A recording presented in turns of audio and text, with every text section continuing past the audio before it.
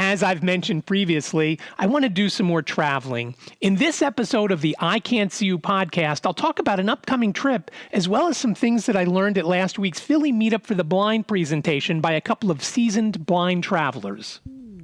From Studio C, welcome to the I Can't See You podcast with David.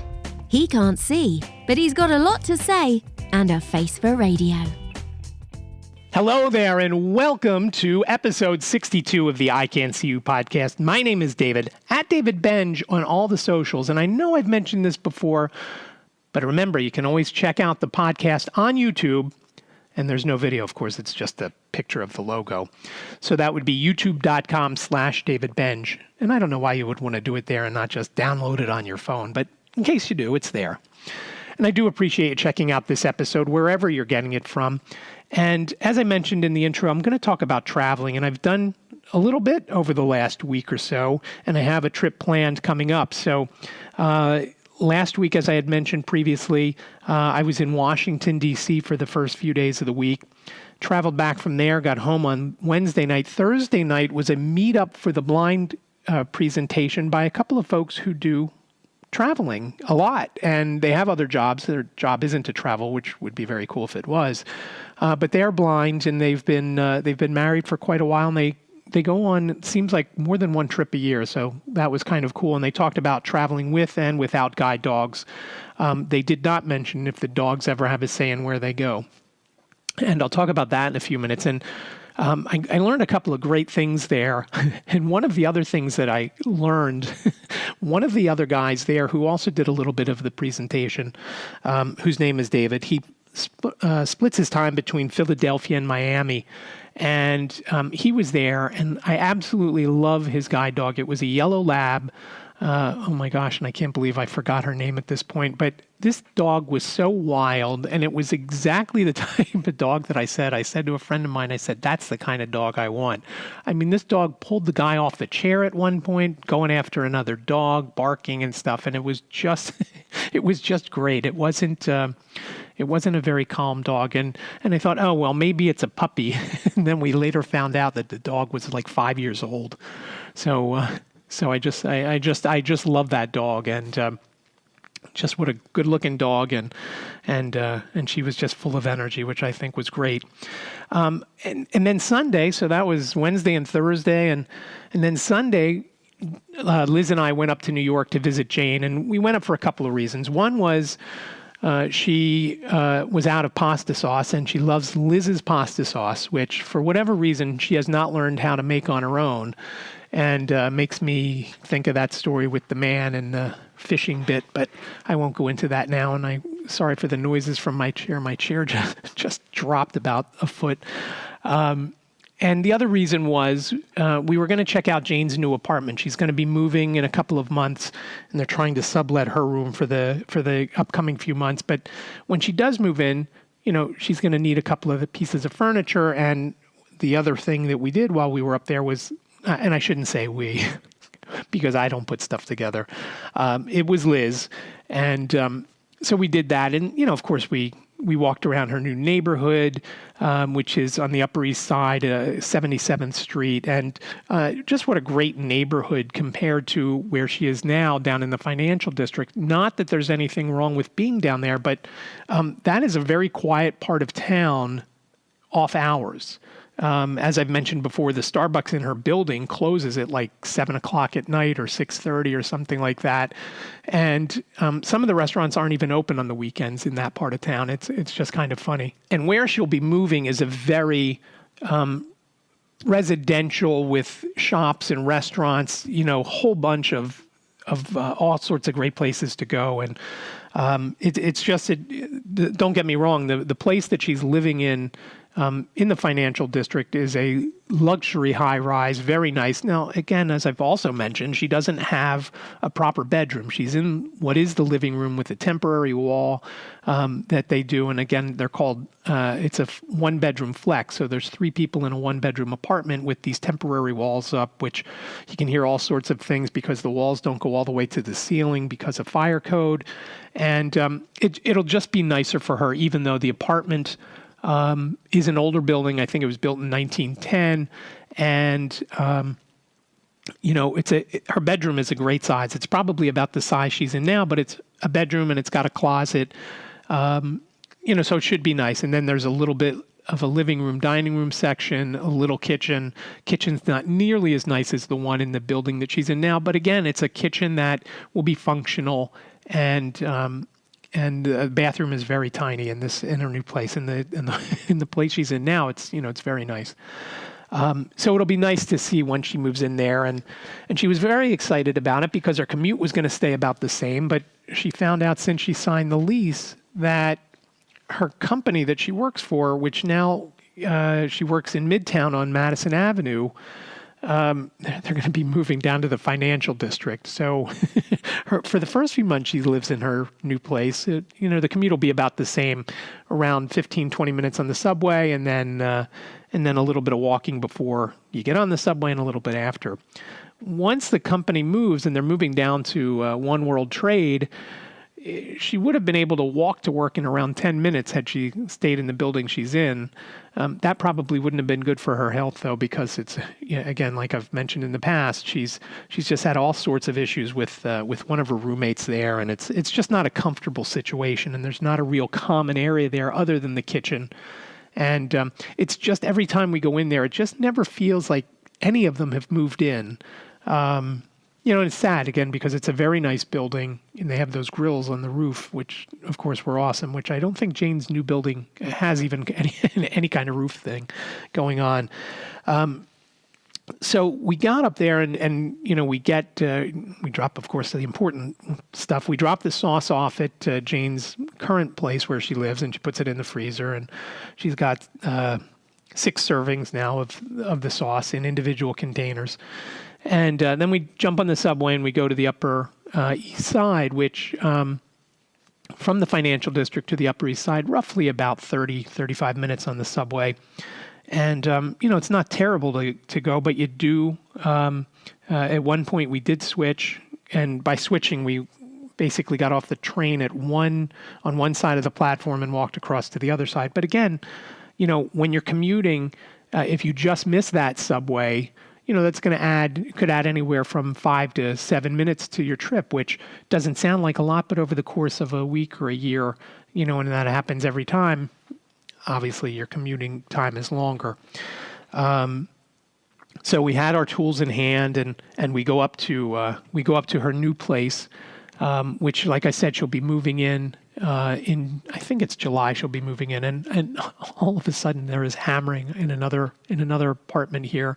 I don't know if you can hear that or not, but holy cow, that's driving me crazy. So we get to her new place. By the time we got there, though, it was lunchtime, brunch time, whatever you want to call it.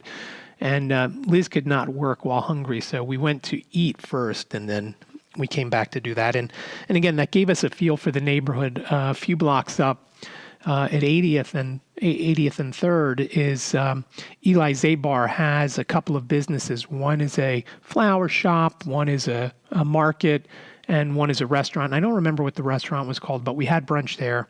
I think we all liked it. Her new roommate, Shannon, who's a friend of hers from Pace, also went with us, and so we ate there, and then again walked around the neighborhood a little bit, and then went back and got to work. And when we were walking around, we went into the market. Jane has one market close to her where she is now. That's maybe a 10-minute walk. And she actually just found it. She used to think it was just a place to get some hot food, but then she realized when she had gone in and she started looking around, they also had, groceries and things like that, which has made her life a lot easier, because she would walk over to Whole Foods, which it's probably about a mile away, not an easy way to get there other than walking. So if the weather was bad, she's dragging her shopping cart and, all the way over to the Whole Foods and back. So it'll be nice when she is uptown in the Upper East Side, because not only is there Eli's Market, there's another shop even closer. So, combined, depending on the prices, and let me tell you, in Eli's Market, the stuff was not cheap. Lemons, which I always gauge everything by the price of lemons, because, I put lemons in my iced tea and I use a lot of them. Liz usually gets them at a farmer's market here in our area called Gentili's, and they're roughly, $5 for $1.29, $5 for $1.79, depending on they're closer to going bad or not, I guess, or the size of them. And usually it's always $5 for a certain price, and it's usually under $2. Obviously, in the supermarkets around here, I know one of the markets carries them, and they're usually like $4 for $2 or something like that. So roughly, 50 cents there. Whole Foods up in New York isn't terribly expensive for them. I think they're 65 or 70 cents. The market, the lemons in Eli's Market were 2 lemons for $3.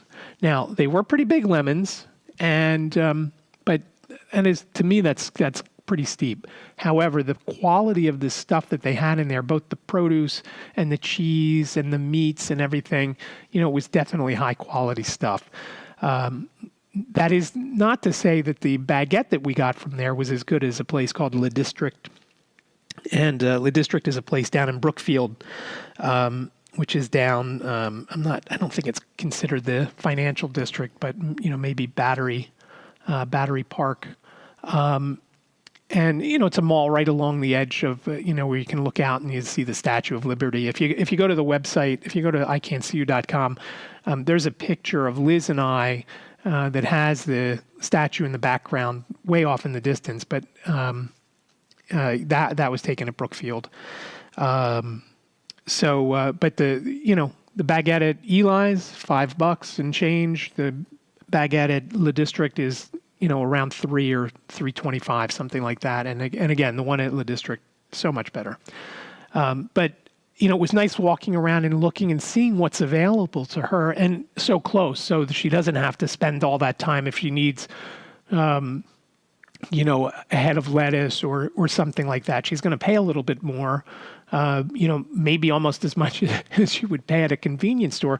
But again, the quality is going to be top notch there, and like I said, there's 2 markets very close to her, within probably a 5 to 10 minute walk.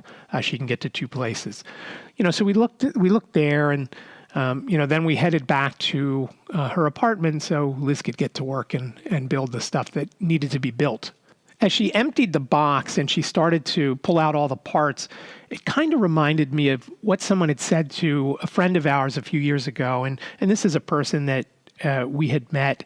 That didn't really know us too well. And again, if you were to see me in a social situation in someone's home, I wouldn't necessarily have my cane on me, so you might not even know that I can't see.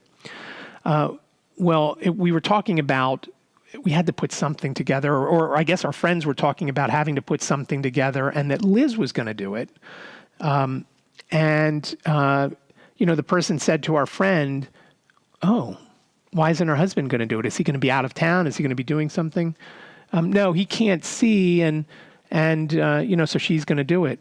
So, when he told us this story, I don't put stuff together not because I can't see. It's just not my thing. My dad couldn't do it. My dad could see fine. My dad, could do a lot of different things. And, everybody has a little bit, everybody can do certain things, and other, some things they just can't. And it just made me laugh as so were they dissing me because I can't see and put stuff together? Or were they dissing Liz because she's a girl? They didn't think she'd be able to put stuff together and whatnot. And the thing that Liz was putting together was a cabinet that was going to hold their TV. The TV was going to sit on, and it was just like a shelving unit that had a couple of shelves. One was adjustable, one was not, and it was just bigger than the thing that they had there to hold the TV. And they were worried that the TV was going to get knocked off of the thing that they had there. So Liz put that together, and Jane's friend and future roommate helped Liz while I sat on the couch. I probably fell asleep for a minute, and Liz got it together and put it together, and then I helped Liz, and by helping, we were hanging a few things. So I was holding it so Liz could measure, or put holes, so she would see where to put a hole to hang stuff. And then there were a couple of little shelving units that they wanted to hang on the wall. And, I held them in place so Liz could mark it. That's the extent of me building or doing things like that. It's just, again, it's not because I can't see. One of the things that they have at the Colorado Center for the Blind, which is one of the 3 National Federation of the Blind training centers, is a full workshop. And I have to tell you, we made furniture for salons in our business, and I was always terrified of going in there when the table saw was going. And, it's just, it's just not something that I'm comfortable doing. I'm creative, but I'm creative in other ways. I don't want to build furniture or, put stuff together like that. And it's just not anything that I've ever been good at and enjoy doing. We had the video store, and, we used to have these intricate displays that you would see, and you still see them at the movies now, where, for upcoming movies that are coming out, it'll have, a big cardboard thing with, some of them were more intricate than others. Some of them, it was basically just, like folding a couple of things and, so it would stand up on its own. Others were, had, shelves on it and would be, like a shipper where you'd sell actual movies out of. I could do the easy ones of those, but for the most part, a manager or someone else would do it. And I remember we had the first manager we had at the video store. Her name was Maria, and may she rest in peace because she died a while back. But she was great at doing that. She had no trouble doing it and enjoyed doing it. And same thing with Liz. She can do it, so she does it. I remember when I got a bike once, my dad, of course, didn't even want to attempt putting it together. So, he got a friend or someone else to do it, and I rode my bike. And again, it's not something that I can't do because I can't see. It's probably in my DNA not to be able to do that. I could come up and do some other things, but not that. And so I think it's funny how some people, think, oh, that guy can't see, so he can't do this or that. Listen, I am not going to jump in a pilot seat in an airplane and try to fly it, although someone in the last week or so has friended me who is a legally blind airline pilot. So I think that's kind of cool. But again, I wouldn't feel comfortable doing that, especially for an airline, because now you've got not only your own life and, somebody on the ground you may crash into, but you've got a bunch of people on board that you may also kill. Not comfortable with that. So I'll leave that to someone else. So we did that. We hung out at that and it's so nice that she's going to have a proper room and it's in an area. It's not far from the subway. It's a shame that she's going to have such a long commute now because, as I mentioned, her commute now is like around 15, 20 minutes on the subway and a little bit of walking before and a little bit of walking after. Once she moves, and the business moves, it's going to be, a little bit of walking. And the nice thing is the subway station is very close. It's, I want to say it was 2 avenue blocks away, or maybe it was only 1 avenue block, 1.5 avenue blocks. And in New York, as I think I've mentioned before, an avenue block is a lot longer than going from, let's say, 77th to 78th Street. There are 7 avenue blocks roughly in a mile. So it's very close. So there's not much commute time there, but then she's going to spend probably 25 minutes to 30, 35 minutes on the train, on the subway. And like I also mentioned, she's going to have to get off and change trains. So there's going to be a little time in there. So she's looking at anywhere a 35 to 45 minute commute once the business moves at the end of the year. And so that part, that's kind of sucky for her. But again, the area that she's in is very nice. Restaurant right downstairs below them, an Italian place that I know she and her roommate or her future roommate and the future roommate's family had eaten at a couple of weeks ago when she first moved in. And so many things close by. It's just so awesome. And so that'll be good. So when we were walking back to the subway, I don't know if you're familiar, when you see there's stairs all over, to get you downstairs into the subway. And I don't know, and I asked Jane when we were going down, I said to her, how would I know which set of stairs to go down? Because you go down the wrong ones. Instead of going downtown, you're going uptown. And she didn't know how you would know from the outside. I think once you got downstairs, you would know, hopefully before you swiped in. and I thought that would be a tricky thing for me. Just like I've mentioned in the past, just getting out of the subway and some of the stations where, it's kind of like a maze to get out, and then you don't know where you're going to be when you do get out, and you may be a block or two from where you thought you were going to be and stuff like that. Now, some of these stations, especially the one that we got out at on 77th Street, was basically an easy exit. It might have been a difference of coming up on the wrong side of the street or something like that. But that part was easy there. The hard part is, when you go downstairs, how do you know which way they're going again when you can't see? So that's one of the things we talked about in the Philly Meetup for the Blind presentation last Thursday. And I'm guessing it's going to be something that I experience when I do travel down to Orlando in a couple of weeks. And one of the things that they mentioned that we talked about, and I learned at the Philly Meetup for the Blind, they talked about using a service called Aira, and I'll put a link in the show notes because Aira is something that it's kind of like having if you think of Who Wants to Be a Millionaire, it's the phone a friend part of Who Wants to Be a Millionaire, except this friend is trained on how to help you and guide you. And not only are they seeing what you see with, or what you would see if you had sight through your phone's camera, they also have a map to show them where exactly you are. So they're seeing both things. And, they could guide you to a restaurant, they could guide you to your luggage, they could guide you to the restrooms in the airport. In most airports, it doesn't cost anything.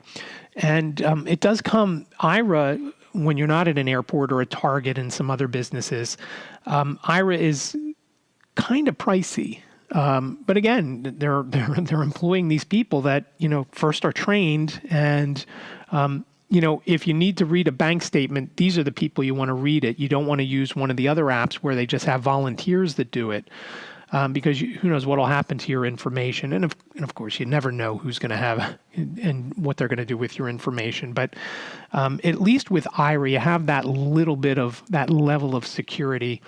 And maybe, maybe it's not as big as I think it is, but it's just much more trustworthy. And again, you have to pay for stuff like that. And as I've mentioned before, stuff for blind folks, just to make them able to do things that sighted folks do, it costs a lot of money. If you can think back, if you're old enough, if you can think back to when mobile phones first came out and first started to explode in the 1980s, I had a bag phone. If you guys remember those. And it was very cool that I had a bag phone because I didn't have to have it in any one car. If I was in this car, I could take it. If I was in that car, I could take it. It wasn't like a car that, if you remember when they first came out, they were just installed in a car and you had an antenna on your roof, and it was a big deal. And the bag phone was just one where it had two suction cups on an antenna. You stuck it on the window, plugged the phone into the cigarette lighter. I mean, it sounds so primitive now. So I had a bag phone, and you had a certain number of minutes you could use, and it was always free after from 9 at night until 6 or 7 in the morning. It was free to use. You could use as many minutes as you wanted, and on the weekends. But during business hours or extended business hours, like 7 in the morning until 8:59 at night, that's when if you had a 30-minute plan, that's when the meter ran. And a 30-minute plan may have been, I just don't remember. I want to say $15 or $20, maybe more. So if you were a heavy user during those early days of mobile phones, you were paying quite a bit of money. And and that's what Aira is kind of like. The plans are, similar to a mobile service. And but again, it's invaluable, and I know I'm going to be using it when I'm in the airport because I'm going to be going on my own. I'm kind of interested to see how it's going to be to get through TSA on my own. And I just have this, my biggest fear, and you'll probably laugh at this. My biggest fear is when I take my shoes off and I have to walk from, where you put the shoes on the belt and then you walk through the magnetometer, and then they swab your hands, or in my case, they also swab my cane. My feet, as I've mentioned before, with the psoriatic arthritis, always hurt. And so I don't even walk around my apartment in bare feet unless I'm getting into the shower. Obviously, I don't wear shoes in the shower. Not yet, at least. So my biggest fear that somebody's going to step on my foot, or I'm going to step funny on something, or I'm going to bang it into something. And, like I said, they hurt all the time. So just a little tap will, put me into agony. So, that's my biggest fear. I'm not worried about too much else. I'm not worried about finding the gate. I figured I'll find it, and, maybe somebody will help me, and, maybe they won't. And, I know there's always people willing to help if they see me wandering around like I'm lost. I'm sure somebody will come up to me and say, hey, what are you looking for? So I'm interested to see how that all goes down, because my flight is so unbelievably early on that Wednesday, March 4th. Liz is not going to take me because she's going to have to get to school, and I don't know that there would be enough time. And obviously, she certainly couldn't walk me to the gate anyway. So, I'll probably just take an Uber to the airport. And again, as I've mentioned earlier in this episode, I like to do stuff on my own. And, some blind folks consider taking Uber cheating, and it kind of is, because you can call and they come right to you, and, you don't have to find a bus stop and wondering if you're standing at the right spot. And I kind of agree with that. Same thing with Ira. It's kind of like cheating, if I call Jane and, FaceTime with her and I point my camera around and say, hey, where's gate, whatever, okay, not as much cheating. I'm not using professional help. But yeah, so I'm looking forward to working my way through the airport, both in Philadelphia, then once I get down to Orlando. And let me just touch on the airplane thing again. If you remember the episode where I talked about going to Las Vegas over the summer and flying American Airlines, who completely screwed us over, having us miss half of the convention that we were going to. Unfortunately, in Philadelphia, American Airlines has it's some crazy amount of the gates. And I want to say it's like 70% or something like that. And don't quote me on the actual number, but it's that high. It is that high.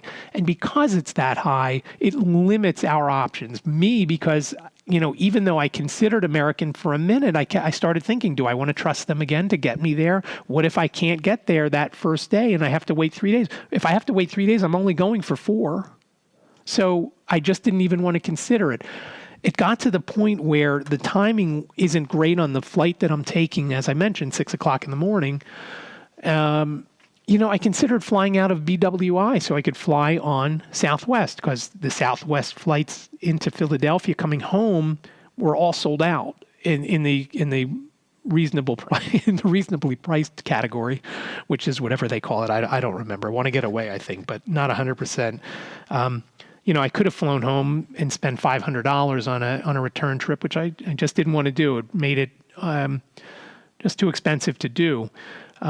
So when I looked into flying out of BWI and I figured everything into it, the train, which is about $40 from Philadelphia to BWI, and I thought, well, that extra $100, it's just not worth it. I'll just fly at the inconvenient times, and that would be price-wise would be the best thing. And coming back, it's not terrible when I'm flying home, because I'm flying.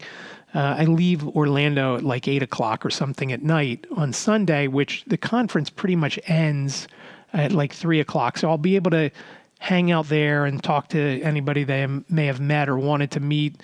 All these great podcasters that I follow are going to be there, and stuff like that. But American Airlines was not cheap flying out of Philly. They have, like I said, so many gates, and had they had a decently priced flight to and from Orlando, I may have considered it, but nothing was reasonably priced from them.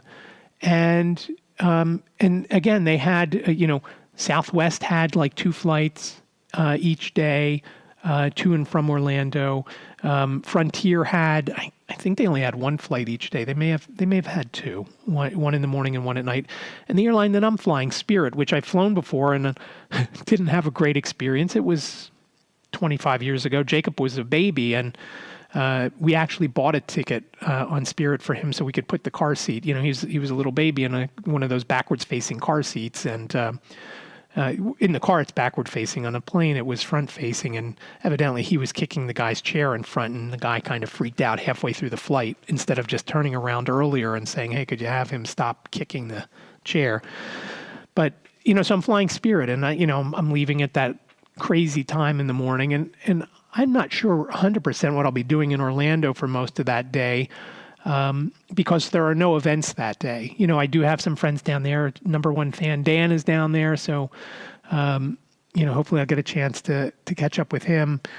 Dan is a friend of mine who we had started digital graphics design together back in 2004. So I hope we get a chance to connect while I'm down there. I also have some friends that I went to high school with and live down there. And most of the friends that I have down there, other than Dan does not. Dan goes there often enough to Disney, but most of my friends from high school that I still keep in touch with work at Disney in various different positions. So hopefully I'll get to maybe catch up with them as well. And but I have the whole day, and don't tell me, oh, you can go to Disney for the day. I don't want to spend that kind of money to do that, because I just don't enjoy it that much. There are a few rides that I would certainly jump on, I guess, and there are some things. I love Epcot and the different countries that are there. But I'm not psyched about doing it. I think I'd rather go to, maybe there's going to be a spring training game close by I can go to, or maybe a museum. I'm not sure. I haven't looked enough into it to know. And and I guess if need be, I could just go to the hotel once I can check in and just hang out there. Maybe go to the pool or something. That sounds a little boring, though, right? I'd rather do something, I think.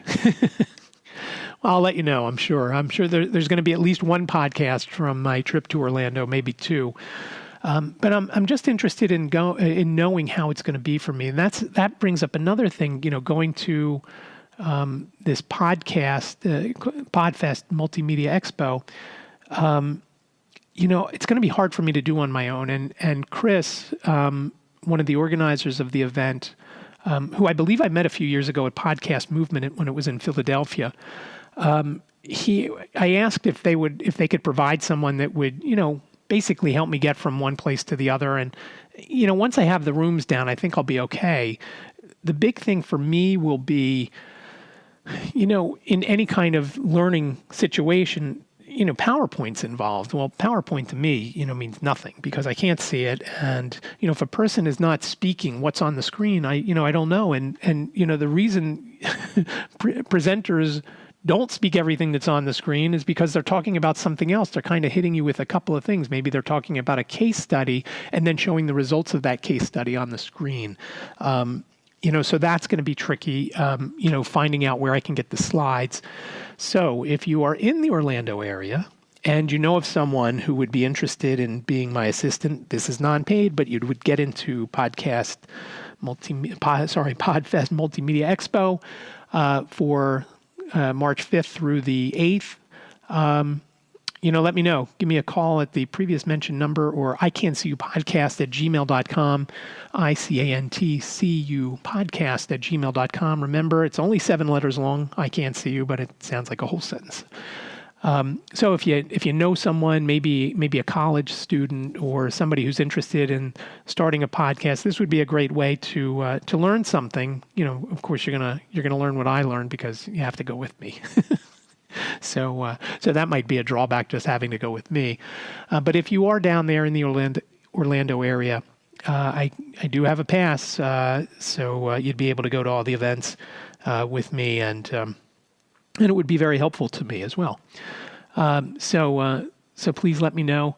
The other thing that I had mentioned earlier that I've not been afraid of, but like I mentioned in last week's episode, when I'm not holding onto my bag or my bag's not leaning up against my leg, I can't, it's not easy. Stuff like that is not easy for me to find, and I get a little nervous. So I'm going to give my suitcase to someone, and it's going to go somewhere else on an airplane.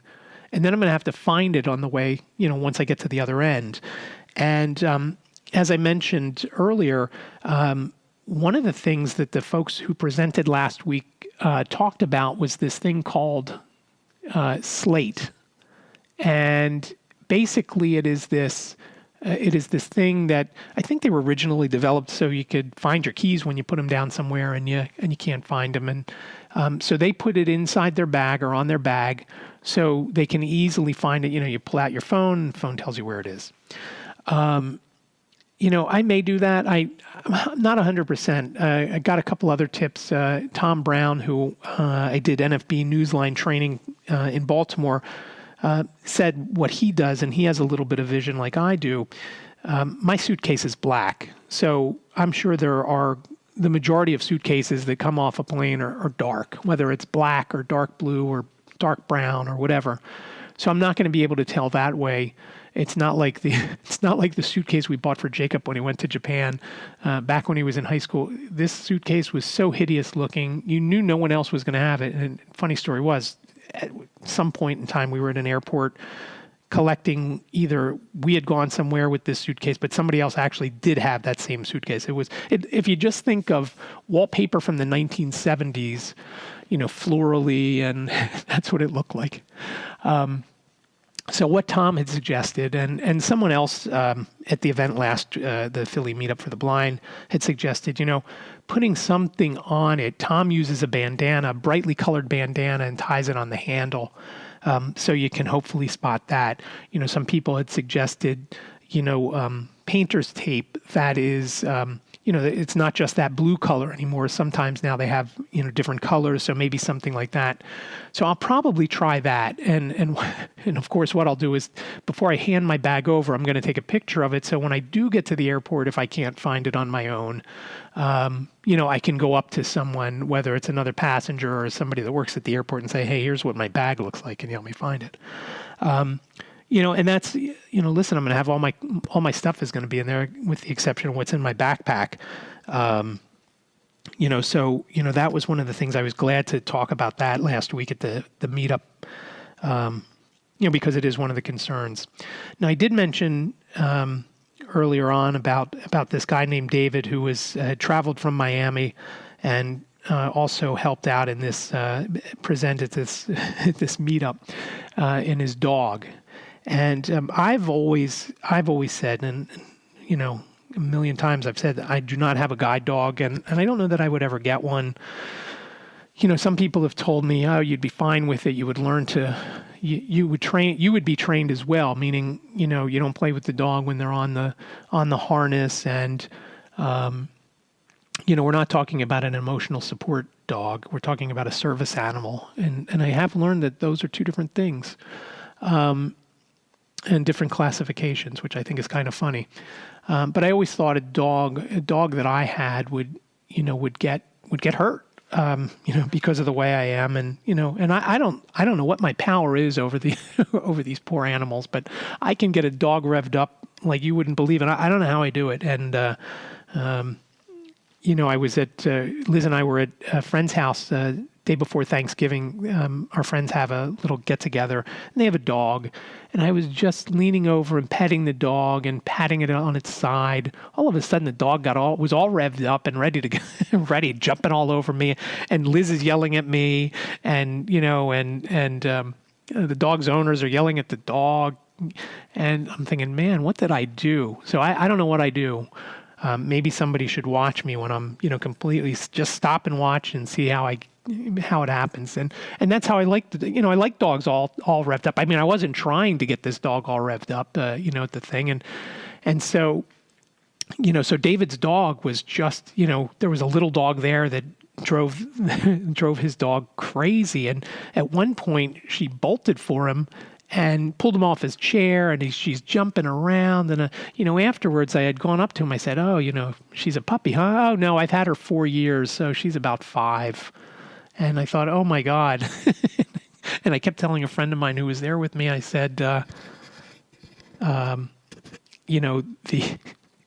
said, that's the kind of dog I want. And that's, I don't know who would be worse in that situation, me or the dog. Because, there were times that he was really holding the dog back from going after another dog. And I got to be honest with you, I wouldn't have been able to find the door in had that dog not been barking, because I was walking down the street. They had told us to, when you get an Uber, and where the meetup wasn't near public transportation. So I took the train into Center City, Philadelphia, and then took an Uber the rest of the way.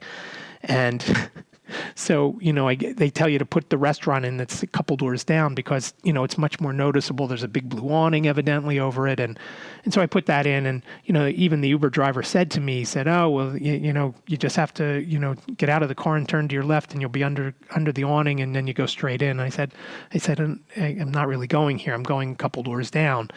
So as I'm walking down the street on the sidewalk, I'm thinking, man, am I going to find this place? Because it's night out, and it's, it was dark. I didn't know if there were any signs.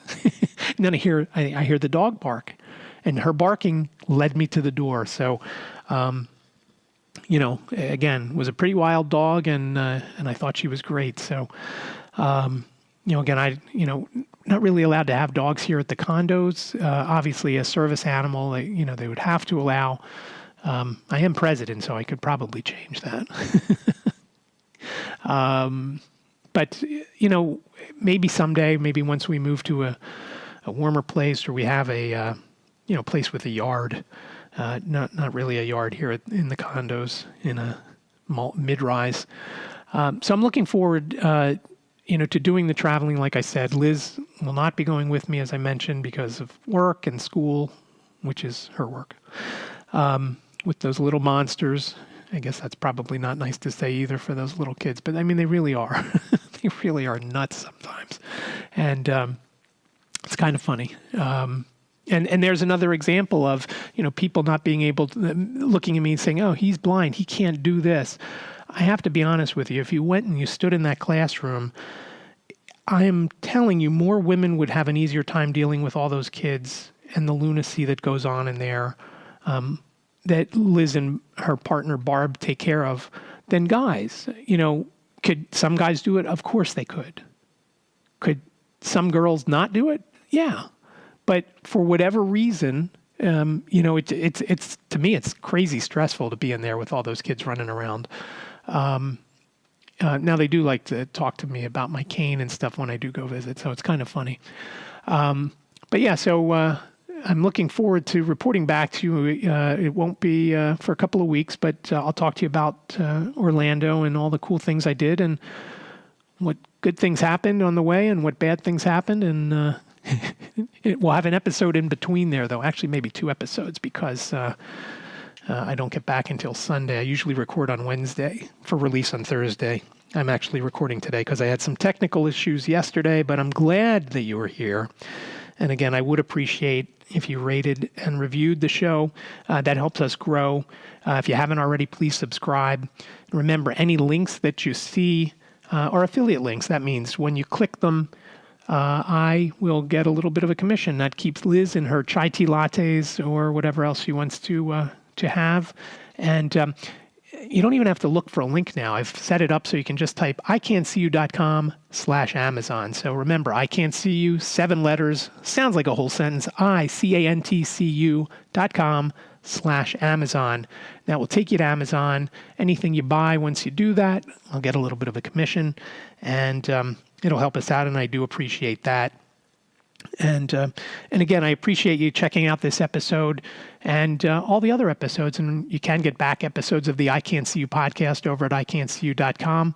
All 62 are published there, and you can have a look there. Anything you missed, you can catch up in the show notes, which I should have in a day or two. And again, I appreciate you listening to episode 62 of the I Can't See You podcast. Have a great day. Thank you for listening to the I Can't See You podcast. Follow David on Twitter. He is at David Benj.